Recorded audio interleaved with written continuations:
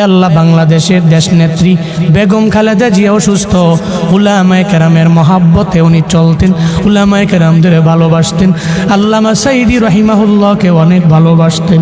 আয় আল্লাহ আলেমদের মহাব্বত করতেন। আপনার বান্দি মুমূর্ষ অবস্থায় আছে, আয় আল্লাহ মনে হয় মরে যাবে এমন একটা হালাত। আয় আল্লাহ এই ক্লান্তি লগ্নে ওনার বাঁচার বড় দরকার, আপনি হায়াতে তৈয়বা দান করে দেন আল্লাহ।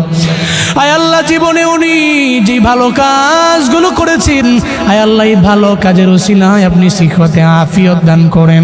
আয় আল্লাহ সিহতে আফিয়ত আজলা কামেলা নসিব করে দেন আল্লাহ। আয় আল্লাহ সারা দেশের মানুষেরা উনার জন্য দোয়া করে। কেন দোয়া করে? আয় আল্লাহ ভালো মানুষের জন্য দোয়া করে। আয় আল্লাহ যারা উলামায়ে কেরামকে মহাব্বত করেছে, আয় আল্লাহ আলেমদেরকে প্রায়োরিটি দিয়েছেন, আয় আল্লাহ উনি বলেছে উলামায়ে কেরামরা জঙ্গি না, জীবনও জঙ্গি হতে পারে না। বাংলাদেশের উলামায়ে কেরাম নিয়ে যে কথা বলতে পারে সে উলামায়ে কেরামের অবশ্যই শুভাকাঙ্ক্ষী। আয় আল্লাহ এই জন্য আমরা উলামায়ে কেরামের আপনার দরওয়াজায় হাত বাড়াইলাম।